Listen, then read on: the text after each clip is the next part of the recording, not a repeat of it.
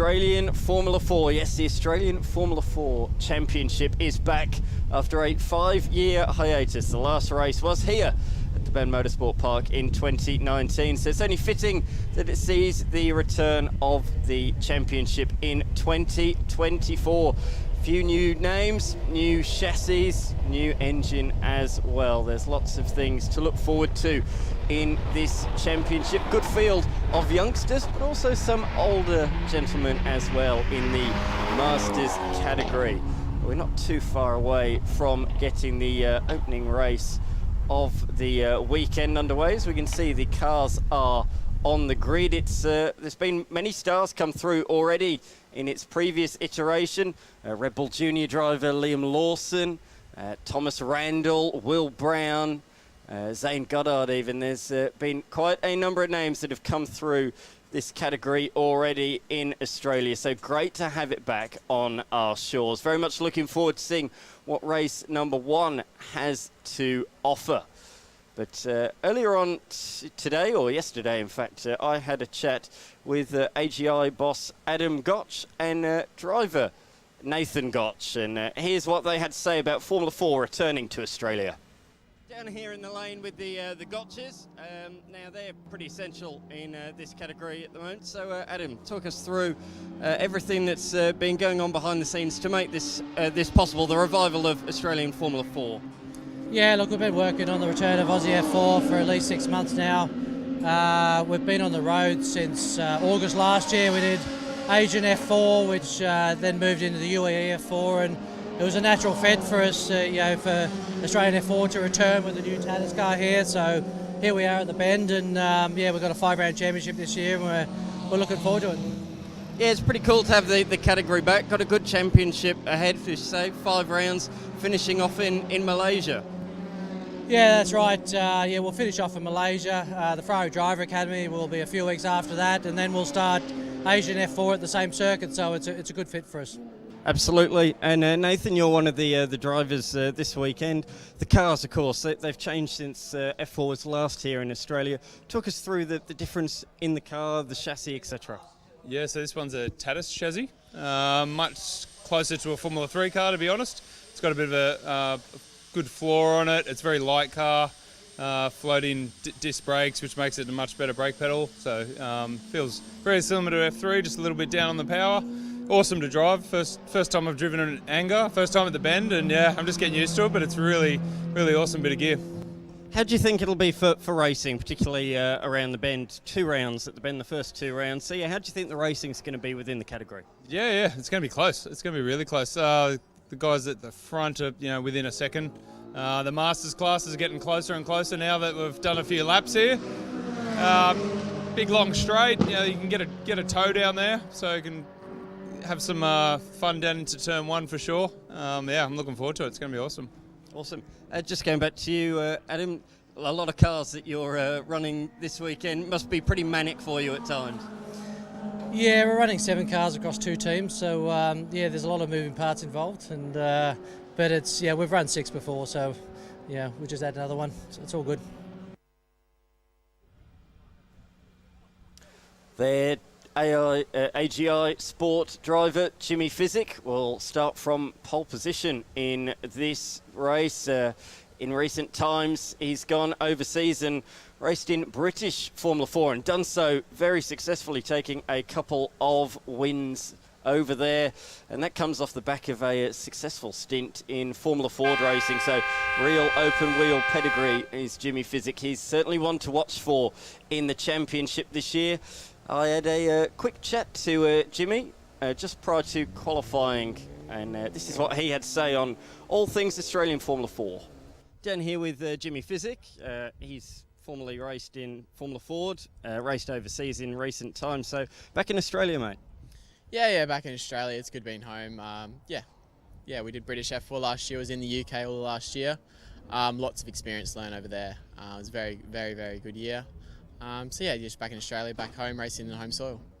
Yeah, for you, very successful. Couple of wins over there on some legendary circuits. Must have been a really, really great experience, and must be taking that forwards into this championship.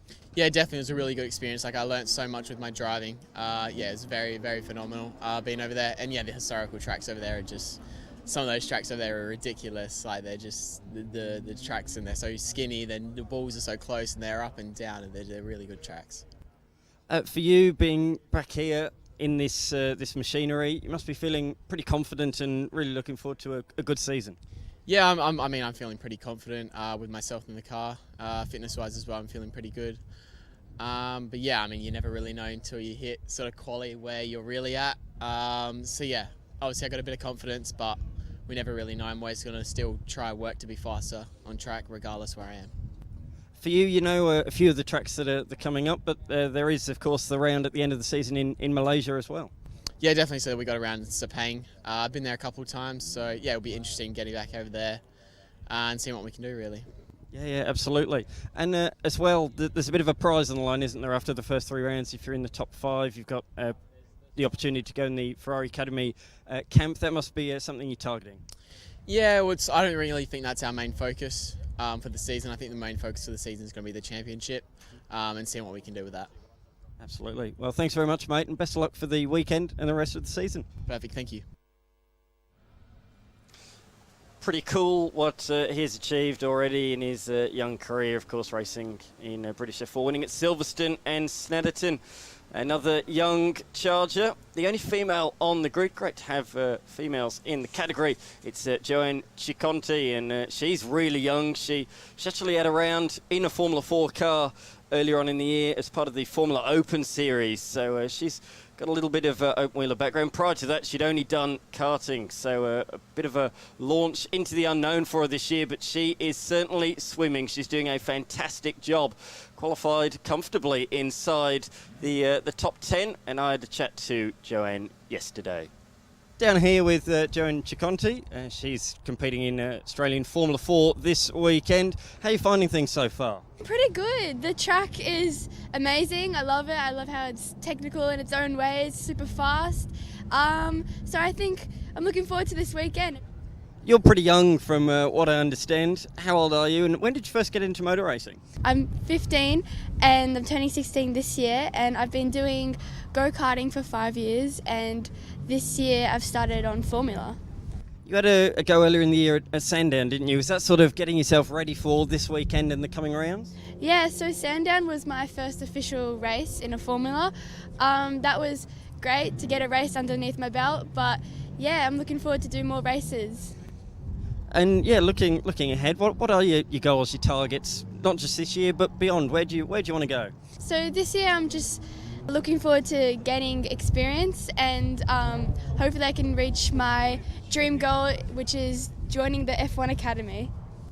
Absolutely, of course, there is a bit of a prize on the line, isn't there? The Ferrari Academy, if you're in the top 5 after the first 3 rounds, that must be something you're targeting. Yeah, definitely. Yeah, I hope to really show the world that females can race too. Thanks very much, and best of luck for the weekend. Thank you, see yous.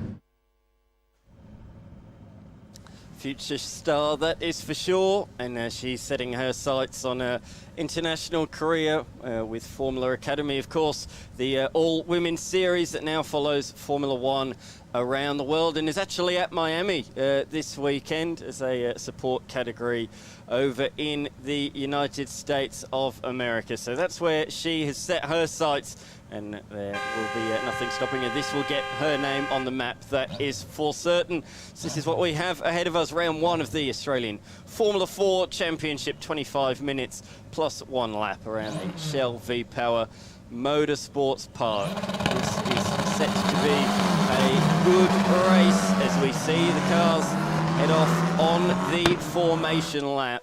And this is where we are located. I was just talking about it, the Shell V-Power Motorsport Park, just a few minutes drive, or just a couple of minutes drive from Tailem Bend town.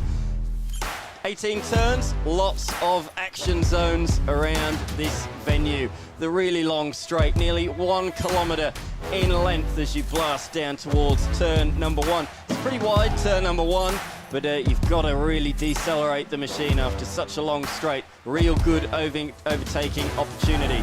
So is this one. Turn number 6. We've seen plenty of incidents and accidents down here over the year, but another great overtaking opportunity. It's generally pretty single file around this fast section. 7, 8, 9, 10, the fast right-handers through 11 and 12. We've seen a couple of moves at this corner. Turn number 13, the crest. It's so hard, that corner. You don't know where the exit of the corner is. You've got to run right outside and trust that the curb is still there. Rounds 15, 16, into 17. We've seen incidents in supercars even down here. Scott McLaughlin and Jamie Whincup coming to blows of note several years ago. And then the extremely tricky turn number 18 as well. Here, so we are 4.95 kilometres in length, track record set by an F3 car, John Magro behind the wheel back in 2019. I am Dan McCarthy. Alongside me is Mark Nancaro. Mark, here is the grid in front of us. I'll just talk us through that. So it's Jimmy Physick from pole position alongside South Australian Blake Purdy, who's recently come out of S5000, so stepping in to another open wheel series. They'll start ahead of Nicholas Stati and the rookie in Seth Gilmore. Beyond that, another South Australian, Sebastian Amadio, comes out of 5th. Mark Ross had an incident in practice yesterday, but a great recovery to qualify in 6th position and top Masters driver ahead of John Paul Drake, a familiar name to many, and Joanne Giconte in 8th position, who we heard from just moments ago. Beyond that, Nathan Gotch in the number 66 machine, driving for Formula Race Academy. Then we've got Nick Filippetto, and then Mark Wilson, who had an accident in the early morning practice session and unfortunately didn't set a lap time for this opening qualifying session. He did compete in the second qualifying session, which sets the grid for tomorrow's final race. But unfortunately we'll start off the back for this one. So 5 Masters cars, 6 in the outright competition, and a couple of rookies in there as well. So as I say, I'm Dan McCarthy. Alongside me is Mark Nancaro. We've been looking forward to this one, haven't we? Yeah, we certainly have, and they're on the grid and ready to roll here. Formula One style, they've each got a row to themselves, so that should give the number 93 of Physick a good few metres advantage on the blast down the long straight and into turn number 1. There's right, we're away, and welcome back. Formula 4 is back, and we're away. Stall further We've got back. a stall car somewhere. I think that might have been Mark Rosser. No, it's John Paul Drake in the red machine at the tail. And it's going to be Physick that leads them into turn number 1. Purdy is being attacked from Stati, but holds him off at turn number 1, 24. That's Gilmore in 4th position and Amadio in 5th. So the top 5 are as they were away from the line. The big loser, though, from 6th position, Mark Rosser. He has got it away from the line, but he has dropped from 6th to stone motherless last and quite a bit behind. Oh, Amadio looking for a big send up the inside into turn number 6. He had a good look there, but thought he was a bit too far back on that particular occasion. Got Seth Gilmore just in front of him there. So currently in the early stages, for the 5th position on track there. No problems about Physick. He jumped the start beautifully, and that staggered grid that we often see, or we do see in Formula One racing. And gee, don't they sound fantastic? Isn't it? That's a great sound. It is. It's coming over the broadcast loud and clear. A new sound, of course, new engines in these. So previously it was the Magale chassis, but now we've moved on to the Tata chassis with a complete different engine. I'll come on to that because Mark Rosser is making his way back through the field and he's on the tail of Wilson. Somebody's gone off 4 wheels through the grass a bit further forwards. Not quite sure who that was, but he's made the place. Has Rosser, so despite making a poor start, quick recovery from him. He's made up several places, but this is the battle on the track at the moment. We've got Stati, we've got Gilmore, and then we've got Amadio as well. This is the fight for 3rd position at the end of lap number 1. The subtle difference, the blue halo, the light blue halo for Stati and the normal, darker AGI blue halo for Gilmore behind. As he looks to the inside, does the rookie. Stati defends that off very nicely. And it's as they were on the pit straight. Amadio, though, now showing his nose. Can he have a look at turn number 3? There's a couple of lines at turn number 3. He can take it a bit wider and look for a late apex, so he can just go around the bottom of the bowl. There's a few different racing lines, particularly in the wet conditions. Is that smoke from the back of the number 15 machine? Just a couple of puffs. Seems to have dispersed now. But Gilmore is certainly looking, the rookie, on the tail of the number 15 machine. He's looking confident around the Ben Motorsport Park early in this race with 1 lap down. There's plenty of racing still to go in this one, that is for certain. So on the left-hand side of the screens, the black machines are effectively the outright cars. There's definitely smoke coming from that car, isn't there? Yeah, that's the smoke coming from the rear of that car. I thought it was just on the brakes, but I think it might be a bit more significant than that. It looks a bit bluer than that. So we'll have a look in just a moment. That's coming from the Stati car. Doesn't seem to be affecting any performance at all. No, just keep a close eye on that. Well, there it is again. And he's actually gone out into the grass. Oh, that really did unsettle that race car and has given Gilmore a massive look in there too. And you can see the dirt down the side of that race car. So he's made a significant off-track excursion there. In fact, there's something wrong with the front wheel of that car. I was just looking at the front toe of that car. It looks like it's cambered out quite a bit. Does look pretty significant, doesn't it, compared to the car behind anyway. He's bent something there over that curving. I'm not too sure. Have a look at the front on shot. Oh, it's got a massive camber on the front right-hand side of that car. Well, that's the setup, I'm not sure, but it's a lot different than the other side. They come across the line to complete lap number 2, and John Paul Drake is catching up as well in this battle, the leading Masters driver out there on the racetrack at the moment. Here's a replay of the mistake from Staddy. Turns in just understeer. Oh, no, kick of oversteer mid-corner. Put him wide, put him in the kitty lit up, and Gilmore unlucky not to capitalise, unfortunately, on the wrong side of the track for what is turn number 14, and couldn't make that move, couldn't capitalise on the mistake from the number 15 ahead. But these two cars beginning to chip away now from Sebastian Amadio, another name that's come from S5000. So both Blake Purdy and Sebastian Amadio jumping out of the V8 powered S5000s into these Formula 4 cars, and they've both taken to it pretty quickly. Certainly have. So Pizik still our race leader. That's the next group that's behind him. That's Staddy, Gilmore, Amadio. So they currently, there's cars on screen there, positions 3, 4 and 5th position.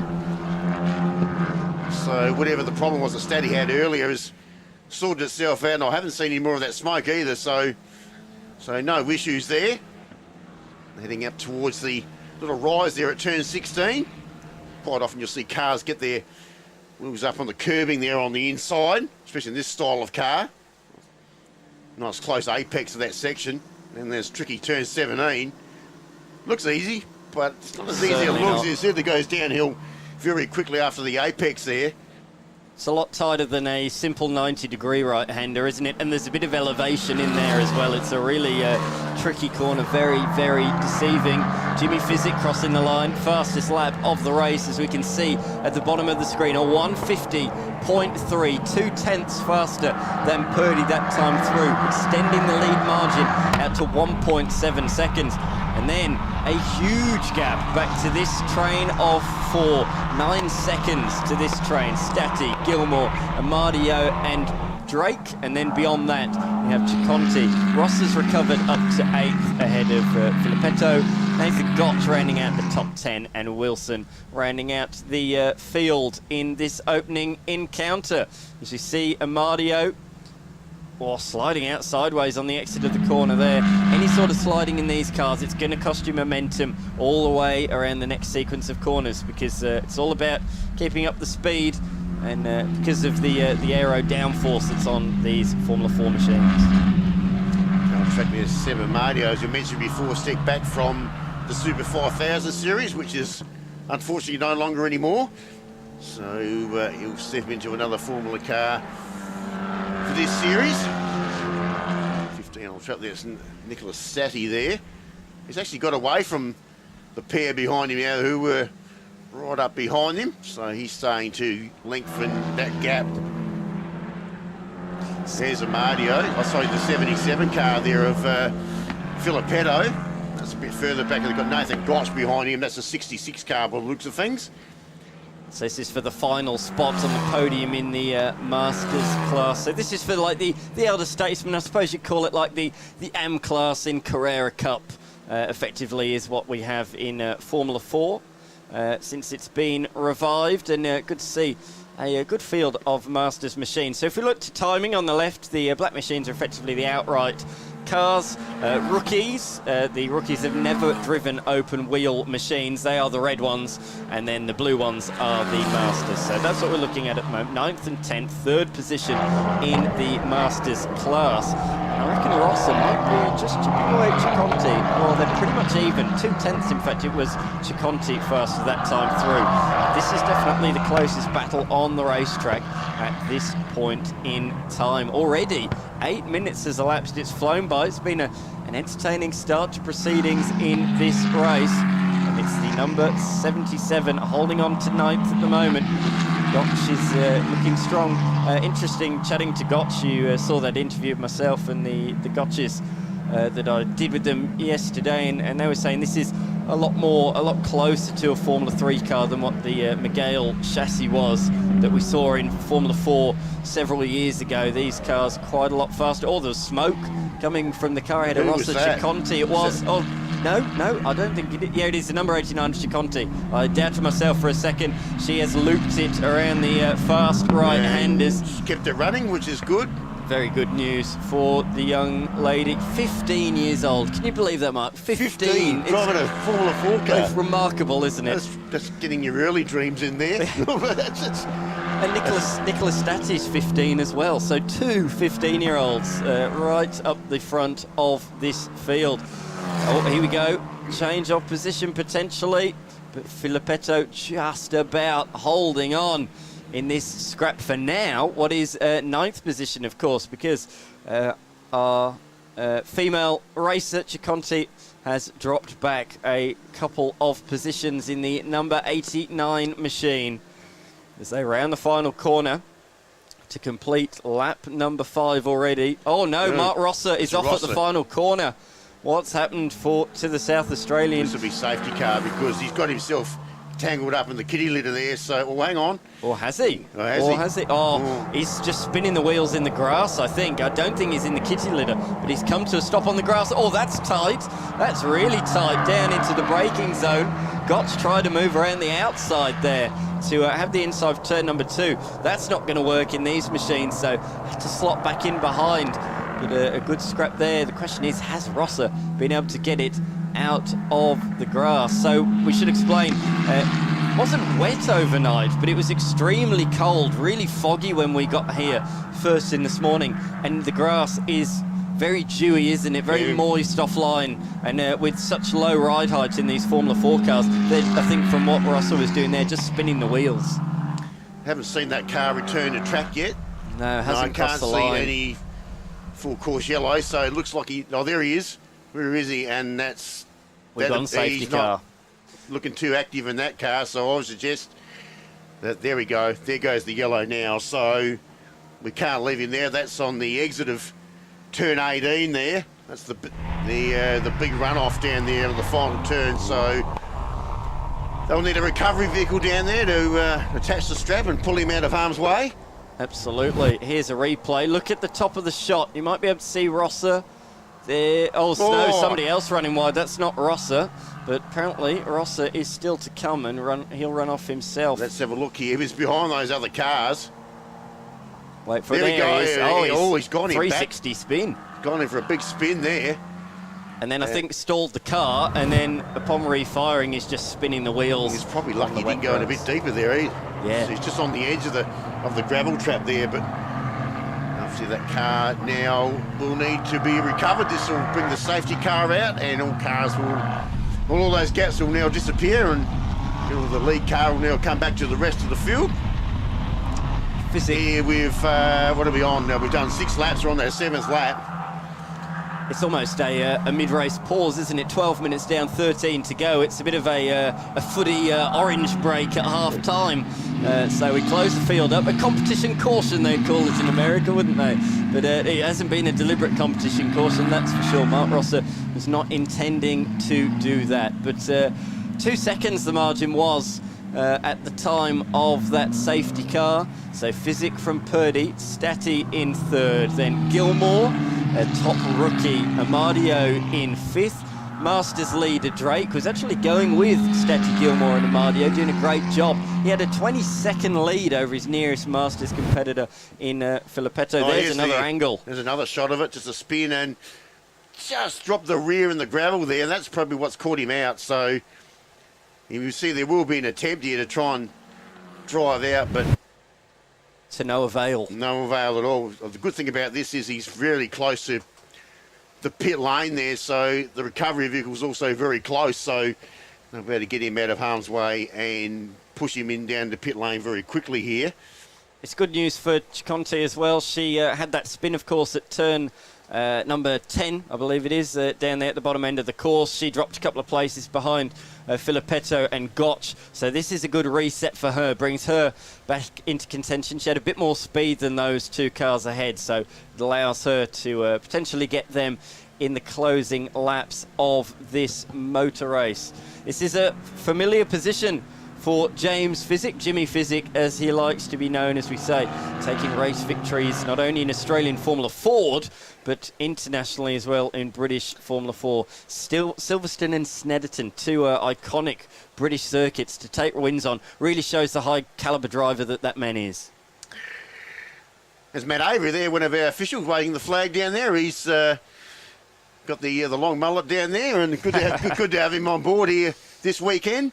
Yeah, Matt, I don't know if you can hear us or not, but he's one of our long-time Sam Rower officials. And we do thank him. He might have one of the late ones that were screaming out for officials here during the week because they were very short on. So we do thank officials and volunteers that are here for the weekend, because we could have been in a little bit of trouble during the week unless a few people stuck their hands up. So we're good to have them on board here this weekend. And they're all busy at the moment because they're now all waving yellow flags. So they're being keeping their arms in motion. While the action's been temporarily paused, I'll just talk you through essentially this category. So if you didn't watch Formula 4 in its previous iteration, this is essentially the local step before going overseas to European Formula 3, and then beyond that, of course, the FIA World Formula 3 Championship, then Formula 2 and Formula 1. So it's a national level step before you head overseas to Formula 3.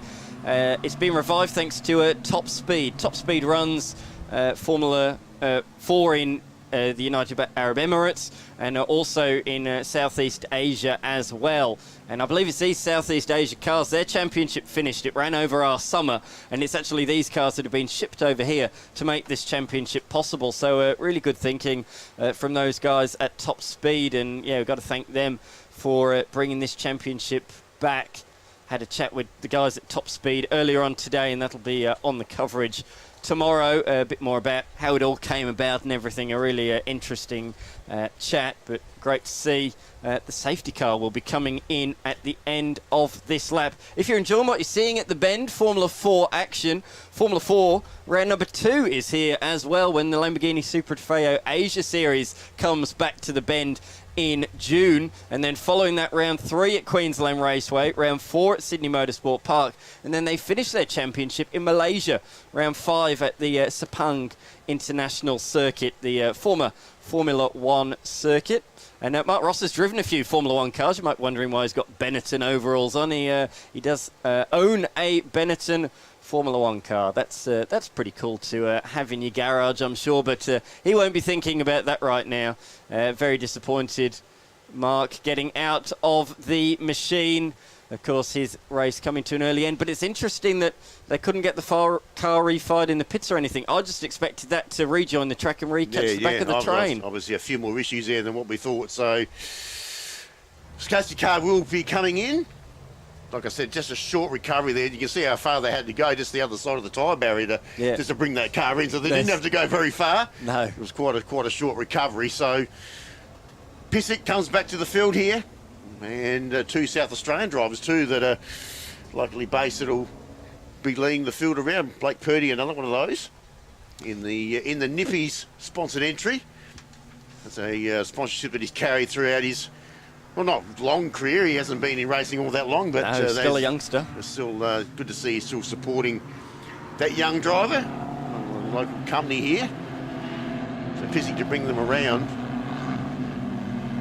back and left and right, left and right. That's just to keep the tyres warm and don't let the tyres go too cold. Conditions are, you actually feel the temperatures slightly drop here as well. We know once we get the later part of the afternoon at this time of the year that, especially in this area, it gets quite chilly quickly, so and that doesn't do tyres much good either. They also chill off pretty quickly.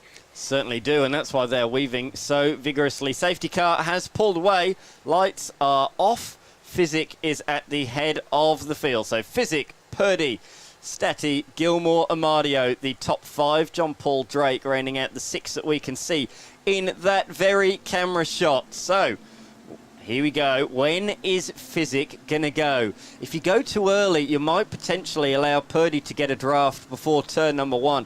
I'd be waiting as late as possible in these open wheel machines, but I'm not a racing driver. I'm just a commentator. That's why I'm in here alongside you, Mark. What is Jimmy Physick going to do? They exit the final corner. I think he is going to do what I say. There we go. He's going to back them right up here. And he's gone. And he's going to be on his terms. And then away he goes. Weaving down the straight, trying to break the toe of Purdy. But Purdy's right there. Will he have a lunge into turn number 1? No, because Physick defends further back, though there's a move. That's Filippetto, I think, or even Gotch up the inside of John Paul Drake. Here comes Purdy. No, he's just tucked in behind, trying to get up on the inside there. Physick too much pace there, down through turns 2 and 3. Yep, They come out of that section now. So they head down towards the hairpin. This is probably a fairly good passing opportunity here, and right on cue. Oh, he gets up on the inside there, Purdy. Under brakes to the hairpin. A big lunge, really gave it his all, but Physick holds on around the outside. Physick saw it coming, left him just about a car width, enough for Purdy to fill that gap. Great racecraft between those two, but the poor exit from Purdy taking that line has allowed Physick to pull away. Who is that? It's one of the, it's Gotch apparently. That's Nathan Gotch. Yeah. There's Nathan Gotch, that's the 66. That's the old black car. It was near the rear of the field, and I would suggest this might be a full course yellow here. Looks like there's some debris that's come off that race car too, so that's had some contact somewhere by the looks of things just in that short shot. And we have gone safety car, so that's a real shame with 5 minutes to go. Hopefully another quick recovery and we can get back underway. But as you say, a bit of debris down there. He was riding that Drake, Filippetto, and it was him, Gotch, the 3 that was sort of 3 wide going into turn number 1. That's turn 3, I think, isn't it? Looks like it. I'm just looking at the debris on the road. That looks like a bit of curving or a bit of concrete. Oh, you could be right. It doesn't look like any carbon fibre or any steel off the car. Just looking at the colour of that, so there's been some contact, heavy contact. It almost looks like with the curving, or I'm not too sure what's happened there. But so I don't know if we've got any replays of that, but it's an unusual spot to be too. He's facing. Where is he at the moment? He's inside of turn 1. Yeah. On the run to turn number 2, so he's facing the cars going down pit straight right now. I think there's a bit of front wing missing as well. I don't think that looks quite right from the angle we were at. Here we go. There it is. It's on the other side of turn 1 on the inside. And does it look a bit low on the left rear as well? I think compared to the right, could be wrong. Might have broken some of the wishbone suspension there. The car is definitely laying over to the left-hand side. Definitely. I don't know that's the way it's sitting in the grass, but don't know how he's ended up there. It looks like the cars have gone on the inside of him there, just to give me an indication of where that car is actually parked up on the track. Looks like it's more so in the middle of the track. So you can see a recovery vehicle heading out in that direction. I'd love to see a replay to see what happened there, but I don't know if we got any footage of that. It's just an unusual spot to be. So they've just been confirmed that he didn't get any coverage of that, but anyway, we see Physick leading the pack once again, warming up the tyres. It is quickly getting cooler in here. You can see not too much UV on the race circuit anymore. It's pretty shaded.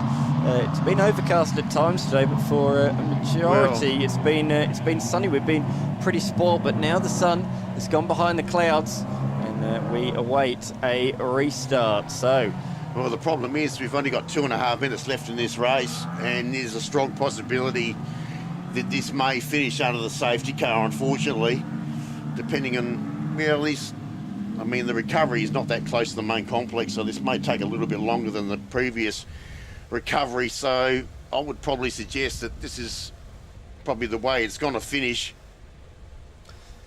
These machines, as I said before, the Miguel was in Australia previously. This is now the Tatus F4 chassis, the Gen 2 chassis, the T421 chassis. It's raced a majority now of Formula 4 championships around the world, in Asia and Europe. So a very, very popular race car. So we await a restart.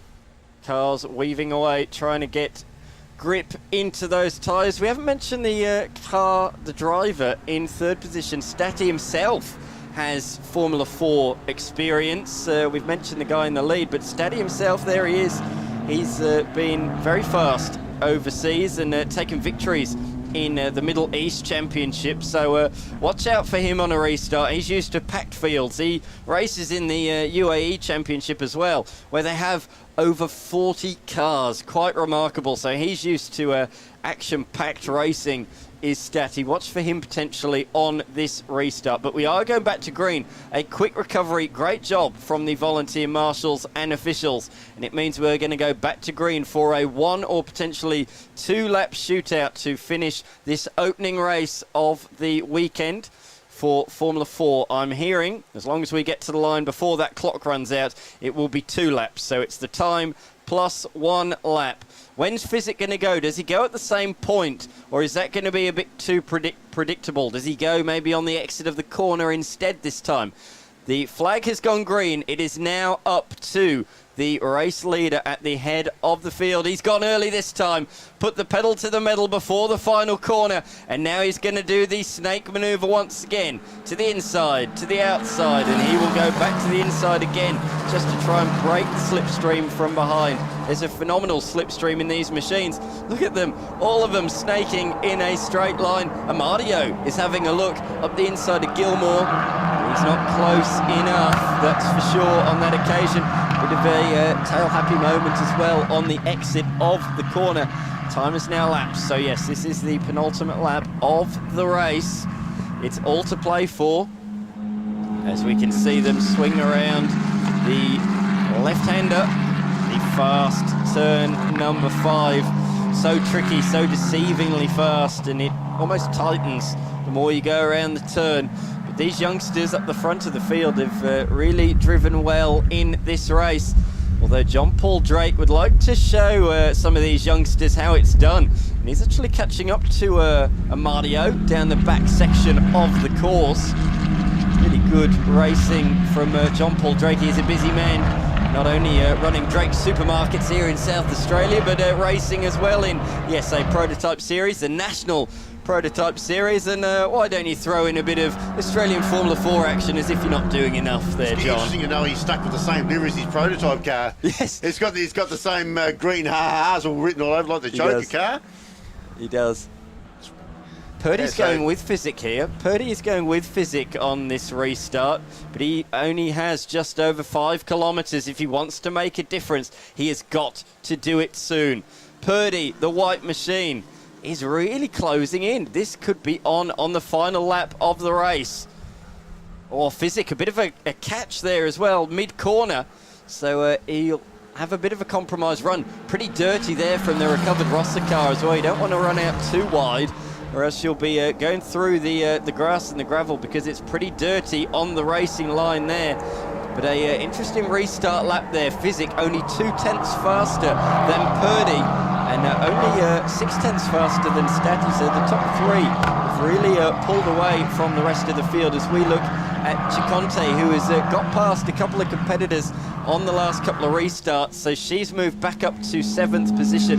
Great work from her. I said that she had a potential to do that with the restarts, and she has done that. So a good recovery from Joanne in her first Formula 4 race, sitting in position number 7.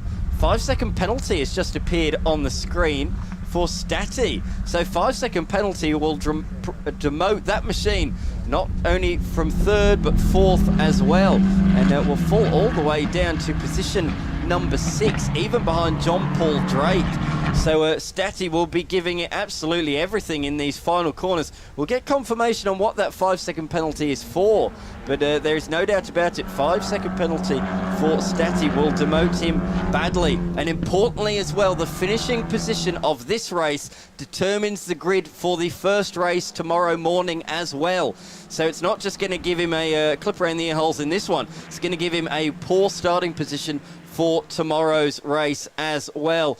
Purdy's thrown everything at it on this lap. He's been sideways around quite a few corners, but I don't think it's going to be enough.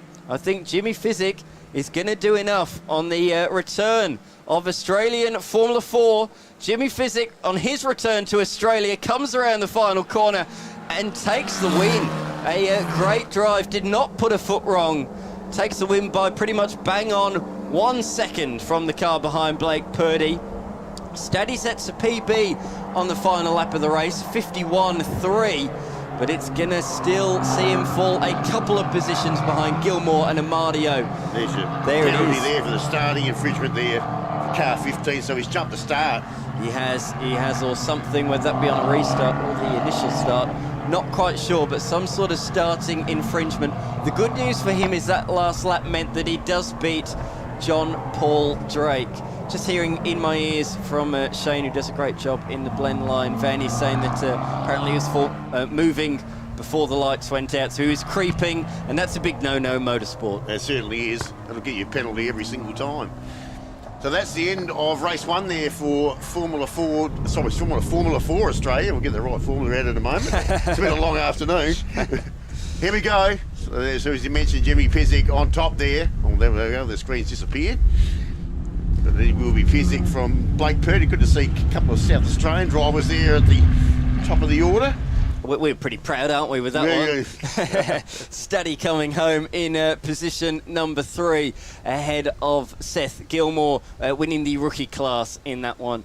Beyond that, Sebastian Amadio coming home in 5th, ahead of John Paul Drake. Oh, sorry, Stati, sorry. Gilmore's 3rd. So Stati will fall from 3rd to 6th, promoting Gilmore to 3rd, Sebastian Amadio to 4th. Stati will slot into 5th position, just ahead of John Paul Drake. Then we've got Joan Ciconti in 7th, Nick Filippetto in 8th, and then beyond that, the final finisher, Mark Wilson, staying out of trouble in position number 9, while both Nathan Gotch and Mark Rosser found themselves stuck out there on the racetrack. Pretty eventful opening race for Formula 4's return. Yeah, it was a little bit eventful, but not too eventful. Been a pretty good race there towards the end. And that'll finish up race 1. And we haven't finished the afternoon yet, because when we come back, we've got our endurance event for our mark cars, and some invited production cars also involved in that field as well. And yeah, if you're watching on the Australian Formula 4 stream and you want to continue watching the action from the Shell V-Power Motorsport Park, turn over to the Blendline TV live stream to continue watching today's racing action. But what a great start to proceedings for Australian Formula 4. We'll be back after this quick break.